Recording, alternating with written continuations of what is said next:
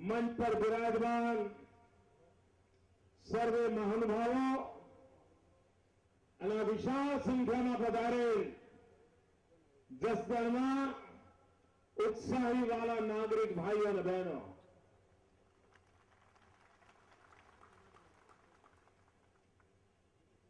आप पत्रकार मित्रों અને મીડિયા કેમેરા વાળા મિત્રો કલ્પના કરો કે આટલી જ સંખ્યા ખુરશી પર બેઠી હોત તો એ સભા સોનિયાબેનની સભા કરતા ડબલ દેખાતી હોત કે નહીં? કારણ તમે રાજકોટની સભા જોઈ છે અને જસદણજીએ જોઈ છે. એ કોંગ્રેસના રાષ્ટ્રીય અધ્યક્ષ હતા. એ આખા ગુજરાતની સભા હતી. આ તો અમારો એક ધરતી પર મહેનત કરનારો કર્મઠ કાર્યકર્તા, એના માન સન્માનમાં આવડી મોટી સભા.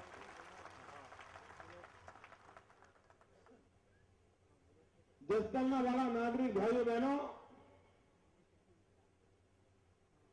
ભરતભાઈ જયારે વિધાનસભામાં ચૂંટણી જીત્યા એ સન્માન સમારંભની અંદર હું આવ્યો હતો. તમને યાદ છે કે નહીં મને ખબર નહીં. એ દિવસે મેં શું કહ્યું હતું એ તમને યાદ છે કે નથી એ પણ મને ખબર નથી. સામાન્ય રીતે રાજકારણમાં રિવાજ એવો છે કે ભૂતકાળમાં બોલેલું ભૂલાવી દેવું,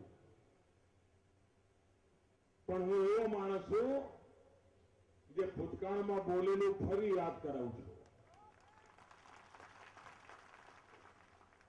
મેં એ દિવસે જસદણના નાગરિક ભાઈઓ બહેનોને કહ્યું હતું કે આ તો ઇતિહાસ રચ્યો છે અને આપ લખી રાખજો 3 વર્ષ પછી જયારે 2012ની ચૂંટણી આવશે ત્યારે જસદણને પછતાવું નહીં પડે એવું કામ 3 વર્ષમાં કરી બતાવીશ, એવું મેં એ દિવસે કહ્યું હતું. હિન્દુસ્તાનના કોઈ રાજનેતાની હિંમત નથી જે જનતા વચ્ચે જઈને હિસાબ આપે. આજે હું અને ભરતભાઈ બંને આપને હિસાબ આપવા માટે આવ્યા છીએ. ભાઈઓ બહેનો, આ કોંગ્રેસ વાળા કહે છે દિશા બદલો તો દશા બદલે. તમને કેવું લાગે છે? જસદણ વાળા ભાઈઓ તમે કહો કેવું લાગે છે? નથી સમજાતું ને? હું સમજાવું. આ જસદણ વાળાઓએ 40 વર્ષથી એક જ દિશા પકડી હતી. કોંગ્રેસની પકડી હતી કે નહીં? ખોખાડીને બોલો, પકડી હતી કે નહીં? અને તમે જેવી દિશા બદલી, દશા બદલી કે ના બદલી? બદલી કે ના બદલી? હવે એ દિશાએ 40 વર્ષ તમારી દુર્દશા કરી હતી.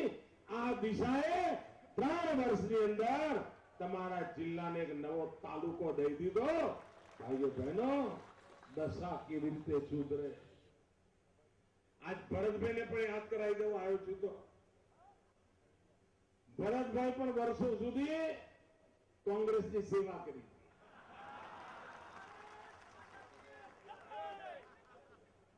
હે આખી જીના અમને ગાળો દેતા હતા.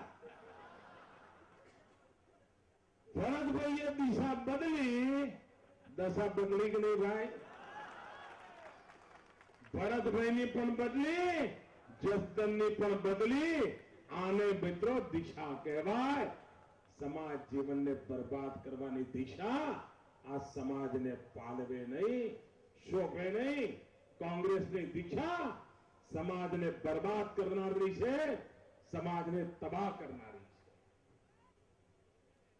કોંગ્રેસનો એક જ રિવાજ છે, વર મરો કન્યા મરો પણ કોંગ્રેસનું તરભાણું ભરો.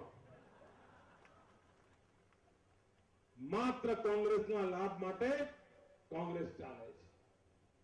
એક પરિવારના લાભ માટે ચાલે છે. દેશ માટે કોંગ્રેસની કોઈ પ્રાથમિકતા હોય એવું 60 વર્ષમાં દેશે અનુભવ નથી કર્યો. ભાઈઓ બહેનો, આ ગુજરાત વિકાસની યાત્રા કરી રહ્યું છે. હું 90નો દશકો યાદ કરાવવા માંગુ છું. હું ઈચ્છું કે જસદણના મારા માલધારી ભાઈઓ 1990ની એ ઘટના યાદ કરે અને કોંગ્રેસની દિશા કઈ હતી એનું જરા સ્મરણ કરે. 1990માં આજ મારા સૌરાષ્ટ્રના માલધારી ભાઈઓ વીજળીના પ્રશ્ને કોંગ્રેસ પાસે આજીજી કરતા હતા કે અમારા પ્રશ્નનું નિરાકરણ કરો, અમારા અબોલ પશુઓની ચિંતા કરો. અને મારા માલધારી ભાઈઓ યાદ રાખો, એ વખતે કોંગ્રેસે માલધારીઓ પર ગોળીઓ છોડી હતી અને 3 માલધારીઓને મોતને ઘાટ ઉતાર્યા હતા. એક કોંગ્રેસની દિશા હતી અને અમારી સરકારની દિશા જુઓ. કોઈ માલધારીઓને મોરચો કાઢવો નથી પડ્યો, કોઈ માલધારીઓને ઉપવાસ નથી કરવા પડ્યા, કોઈ માલધારીઓને સરઘસ નથી કાઢવા પડ્યા. ન સરકારને દંડો ચલાવવો પડ્યો છે, ન ગોળી ચલાવવી પડી છે. અમે આ પ્રશ્નની ગંભીરતા સમજ્યા અને વીજળીનો પ્રશ્ન ઉકેલ્યો કે ન ઉકેલ્યો. ભાઈઓ બહેનો, આ અમારી દિશા છે. અમે આ દિશામાં ચાલીએ છીએ. મારા જસદણના ભાઈઓ, કોંગ્રેસનો વિકાસ ન દેખાય મને આશ્ચર્ય નથી થતું. તમે મને કહો, આ જસદણમાં હું મુખ્યમંત્રી બન્યો એ પહેલા પવન વાતો તો નહોતો વાતો? બોલો તો ખરા યાર. હું મુખ્યમંત્રી બન્યો એના પહેલા પવન વાતો તો નહોતો વાતો? આ પવન મારા પછી આવ્યો? પહેલા હતો ને. આ પવનની મને સમજણ પડી, કોંગ્રેસ વાળા નહોતી પડતી. આ પવન ચક્કીઓ કામ કરતી થઈ કે ના થઈ? જસદણ વીજળી પેદા કરતો થયું કે ના થયું? ભાઈઓ બહેનો, વિકાસ કોંગ્રેસના ગજાનો વિષય નથી, કોંગ્રેસની સમજનો વિષય નથી.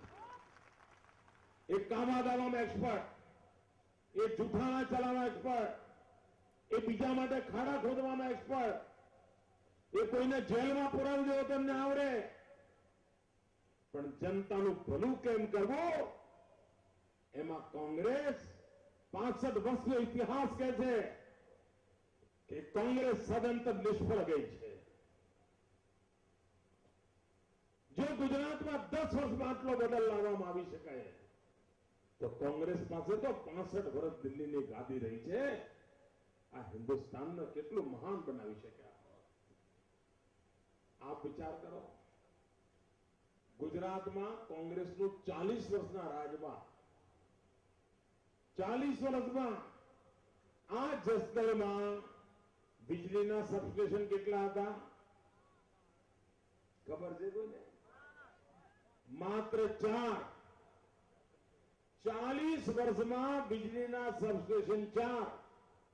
અને એટલે ખેડૂત શું કહેતો હતો કે હવે આ વીજળી છે ને લંગડી આવે છે. લંગડી વીજળી કહેતો ને, આવે ટ્રિપિંગ થાય, મોટરો ભરી જાય, ટ્રાન્સફોર્મર ભરી જાય. આવું થતું હતું નહીં? એક ધારી વીજળી નહોતી આવતી. એનું કારણ શું? એનું કારણ સબસ્ટેશનોનું નેટવર્ક નહોતું. તમે અહીંથી રાજકોટ જાઓ અને રસ્તામાં પેટ્રોલ ખાલી થઈ જાય તો રાજકોટ પહોંચે? જરા કહો તો ખરા, પહોંચો? તમારે પેટ્રોલ નાખવું પડે કે ના નાખવું પડે વચ્ચે? આ સબસ્ટેશનો વીજળી બરાબર પહોંચાડવી હોય, વીજળીને અટકતી અટકાવી હોય તો સબસ્ટેશનો વગર કઈ કામ જ ના. ભાઈઓ બહેનો, કોંગ્રેસે 40 વર્ષમાં 4 સબસ્ટેશન કર્યા. મારી સરકારે આ ભરતભાઈના આવ્યા પછી 3 જ વર્ષમાં 9 સબસ્ટેશનોનું કામ ચાલે છે. ભાઈઓ બહેનો, વિકાસ કેવી રીતે કરાય એની કોંગ્રેસને સમજ જ નહોતી. પહેલા પાણીની કોઈ માંગણી કરે,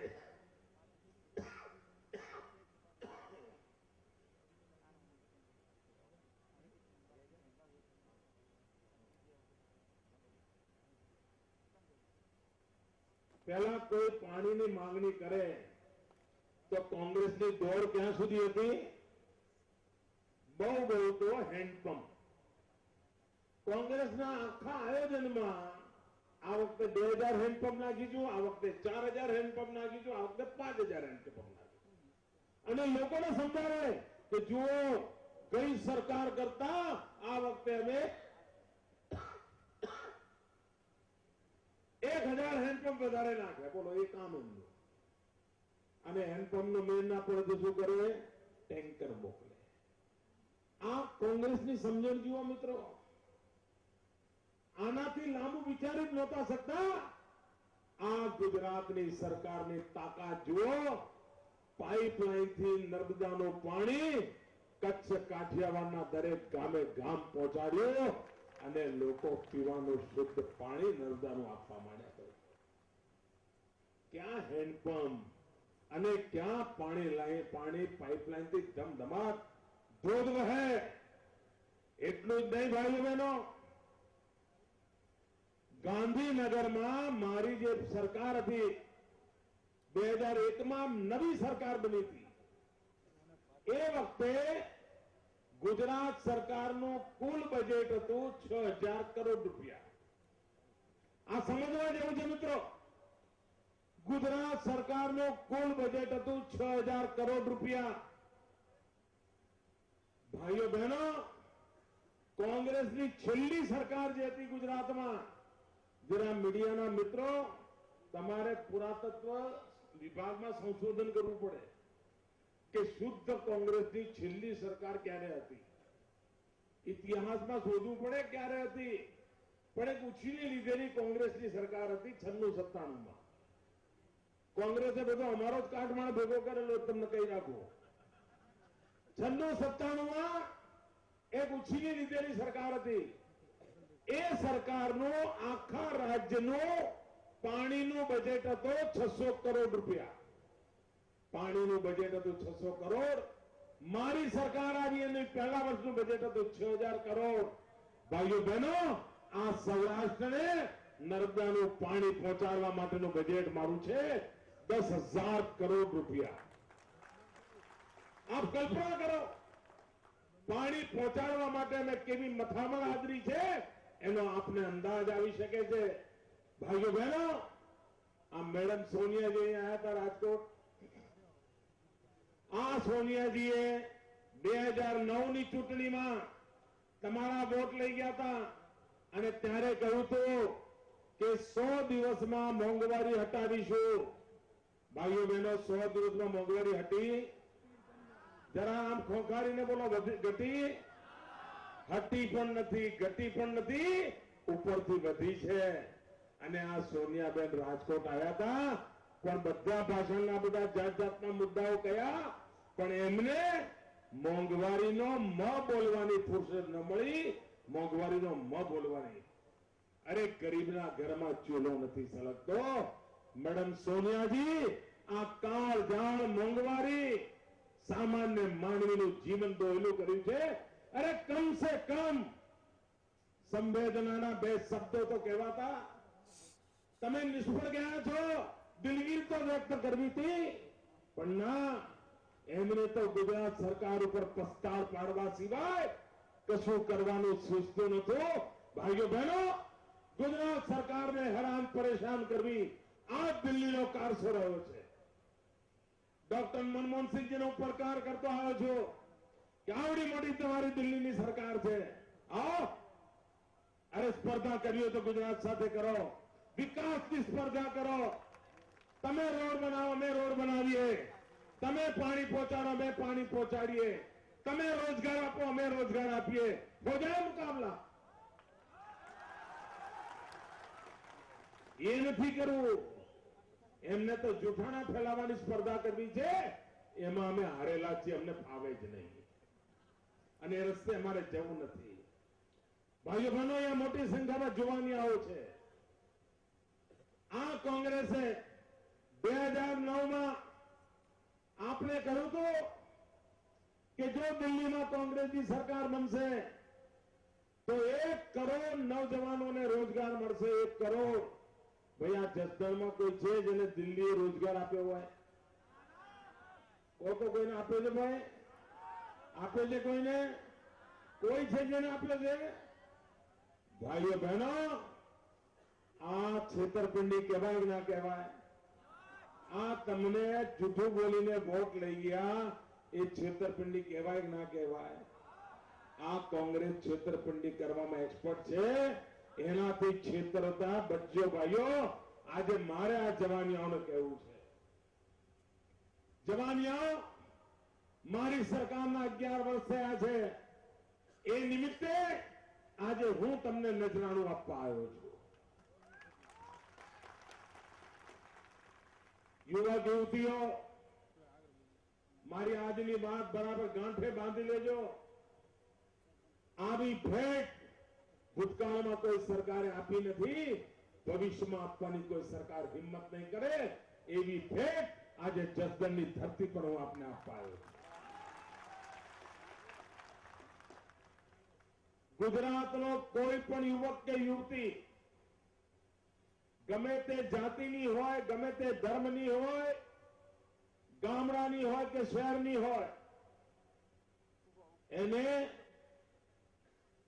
રોજગાર કરવો હોય, ઉદ્યોગ કરવો હોય, કારખાનું કરવું હોય, કોલ્ડ સ્ટોરેજ કરવું હોય, ટ્રક કે ટેમ્પો લાવવો હોય, હોટેલ કે રેસ્ટોરન્ટ કરવી હોય, કોઈ પણ વ્યવસાય કરવો હોય તો બેંકમાં લોન લેવા જાય.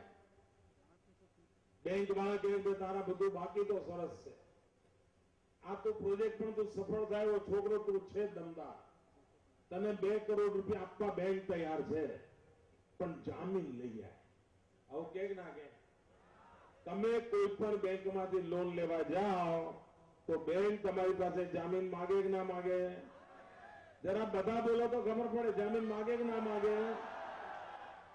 2 કરોડ રૂપિયાની લોન મંજૂર થાય એવી હોય અને તમારા કાકા સુખી હોય, બંગલો હોય, ગાડીઓ હોય, વાડી હોય, અને સગા કાકાને તમે કહો કે કાકા આ મારી લોન મંજૂર થવાની છે, તમે જરા જામીનમાં દસ્તખત કરો ને, તમારા સગા કાકા તૈયાર થાય? કહો ભાઈ, જરા અનુભવ કહો. બહેનો, કોઈ તમારા સગા કાકા થાય તૈયાર? ના થાય ને? અરે તમારો ભાઈ સુખી હોય, સગો ભાઈ હોય, એને તમે કહો જામીન થાવ, થાય? કાકા, મામા, ફોઈ, ફુવા, કોઈની પણ પાસે જાઓ, તમારી જામીનગીરી માટે કોઈ તૈયાર ન થાય. અરે તમારો લંગોટિયો ભાઈબંધ પણ જામીન થવા તૈયાર ના થાય. અને બધા શું કે, ભાઈ બહુ સારું હો, તું સુખી થાય, તમને ગમે, તું તો બહુ ડાયો છોકરો છે, પણ ભાઈ આજનો જમાનો એવો છે, મંદી આવે અને કારણ વગર જો તારો ધંધો તૂટી પડ્યો અને તું જો બેંકમાં પૈસા ના ભરે તો જેલમાં તો મારે જવું પડે. આવું કે ના કે? આ બધા ગભરાય કે ના ગભરાય? ડરે ને? તો પછી આ જવાનિયાના લોન મળે ક્યાંથી? મને કહો તો. એ કારખાનું કરે ક્યાંથી? રોજગાર કરે ક્યાંથી? દુકાન ચલાવે ક્યાંથી? મારા જવાનિયાના ભવિષ્યનો શું? ભાઈઓ બહેનો, એનો જવાબ હું તમારી પાસે શોધી લાવ્યો છું. અને એક નજરાણું આજે જસદણની ધરતી પર આપવા માંગુ છું. ગુજરાતનો કોઈ પણ યુવક કે યુવતી બેંકમાં લોન લેવા જાય અને બેંક લોન આપવા તૈયાર હોય અને જામીન માંગતી હશે તો નौजवान મિત્રો લખી રાખજો, હવે તમારા જામીન થવા હું તૈયાર છું. મારી સરકાર અધિકૃત રીતે તમારી જામીન બનવા તૈયાર છે અને આપને લોન મળે, આપ સુખી થાવ, એના માટે અમે ઉત્સાહથી આગળ આવવા તૈયાર છીએ. ભાઈઓ બહેનો, મારી ગાંધીનગરની તિજોરીમાં રૂપિયા ઉછાળા મારે છે એટલે હું તમારો જામીન તૈયાર થયો છું એવું નહીં. હું જામીન થવા માટે એટલા તૈયાર થયો છું કારણ મને મારા ગુજરાતના જવાનિયા ઉપર ભરોસો છે. અને મને ભરોસો છે એનું કારણ કહું, મેં ગયા 2 વર્ષથી ગુજરાતની બહેનોને, સખી મંડળની બહેનોને બેંકમાંથી પૈસા અપાયા છે અને ગુજરાતમાં લગભગ 2 લાખ સખી મંડળો કામ કરે છે. 1800 કરોડ રૂપિયાનો કારોબાર કરે છે. આવનારા દિવસમાં એ કારોબાર મારે 5000 કરોડ રૂપિયા પહોંચાડવો છે. આ માતાઓ બહેનોના હાથમાં મારે 5000 કરોડ રૂપિયા મૂકવા છે. કારણ 1800 કરોડમાંથી 2 વર્ષ થયા, આજ સુધી બહેનોએ એક કાણી પાઈ ડૂબાડી નથી, એક કાણી પાઈ બેંકની ડૂબાડી નથી. સમયસર પૈસા ચૂકવ્યા છે.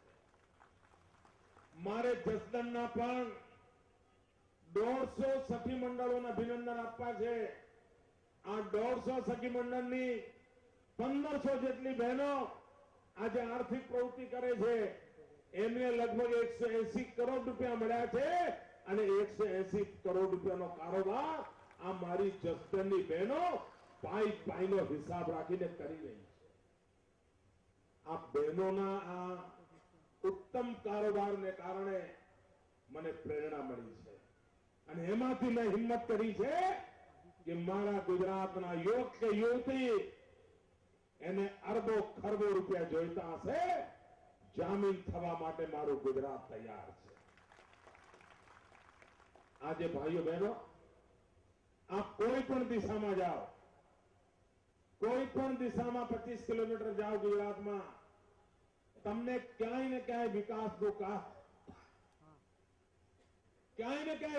કામ થતું જોવા મળશે. ક્યાંક રોડ બનતો હશે, ક્યાંક નાળું બનતું હશે, ક્યાંક પાઇપો પથરાતી હશે, ક્યાંક બસ સ્ટેશન બનતું હશે, ક્યાંક નંદઘર બનતું હશે, ક્યાંક આંગણવાડી બનતી હશે, ક્યાંક શાળાનો ઓરડો બનતો હશે, ક્યાંક હોસ્પિટલ બનતી હશે. ગમે તે દિશામાં જાઓ 25 કિલોમીટર, આપને કોઈ ને કોઈ વિકાસનું કામ જોવા મળતું હશે. આ ગામડામાં આ બધા ભાભાઓ બેઠા હોય ને, વડીલો બધા ખાટલે બેઠા હોય, ઓકા પાણી ચાલતા હોય તો એ વાતો કરે છે. આ બધું વિકાસના કામની વાતો કરે, પછી ચર્ચા કરે. આ મારો વાલો મોદી આટલા બધા રૂપિયા લાવે છે ક્યાંથી? આવી વાતો કરે છે નહીં લોકો? બધાને આશ્ચર્ય થાય, આટલા બધા રૂપિયા આવે છે ક્યાંથી? ભાઈઓ બહેનો, આ રૂપિયા મોદીના નથી, આ રૂપિયા તો તમારા જ છે. પણ પહેલા આ રૂપિયા ચવાઈ જતા હતા, લોકોના ખિસ્સામાં જતા હતા. આ મોદી છે તો તમારા રૂપિયા તમારા વિકાસના કામ માટે આવે છે. અને આને ભાઈઓ બહેનો મને કહો, મારે રૂપિયા લઈ જવાના કોના માટે? મારે કોના માટે લઈ જવાના મને કહો? આ દિલ્હીમાં તમે સાંભળો છો ને જમાઈરાજનું તોફાન મચી ગયું છે, તોફાન. મારે તો જમાઈ બી નથી, દીકરો નથી. ઈશ્વરની મહેરબાની છે. આ 6 કરોડ ગુજરાતીઓ એ જ મારું કુટુંબ છે. આપનું સુખ, એના માટે હું મહેનત કરી રહ્યો છું. આપણા સુખ માટે કામ કરી રહ્યો છું.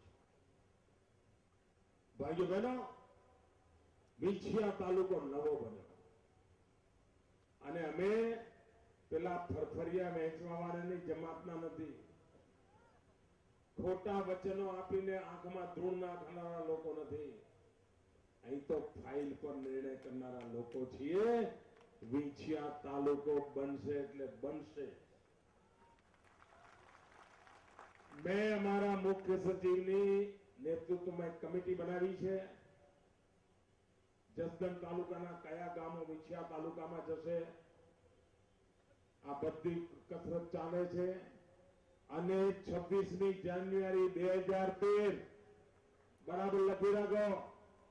આ જે 26મી જાન્યુઆરી આવશે એ દિવસથી વિંછિયા તાલુકો અલગ કામ ચાલુ કરી દેશે. 30 જેટલા સરકારના નવા વિભાગ જે આજે જસદણમાં કામ કરે છે એટલા જ વિભાગ પાછા વિંછિયામાં નવા કામ કરશે. આજે જે કામનું ભારણ આ બૃહદ જસદણને છે એ 2 ભાગમાં વહેંચાશે. જેટલા અધિકારીઓ અહીંયા છે એટલા જ અધિકારીઓ નવા વિંછિયાને મળશે. વિંછિયાને પણ લાભ થશે, જસદણને પણ લાભ થશે. વિંછિયાની જુદી તાલુકા પંચાયત બનશે અને તાલુકા પંચાયતનો કારોબાર વિંછિયાના લોક નેતાઓ કરશે. આ પ્રકારનો નિર્ણય મારી સરકારે કર્યો છે. ભાઈઓ બહેનો, વિંછિયા તાલુકો બનવાનો આનંદ આ વિશાળ જનમેદનીથી હું અનુભવું છું. સાચો નિર્ણય, સાચા સમય નિર્ણય અને લોકહિતનો નિર્ણય ટેવાયેલી આ સરકાર છે.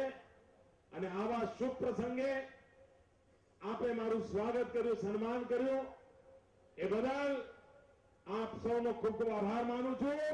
પણ ફરી કહું છું કે તમે 40 વર્ષ સુધી ખોટી દિશા પકડી હતી, 3 વર્ષથી સાચી દિશા પકડી છે.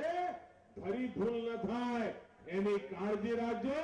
ભારત માતા કી, ભારત માતા કી.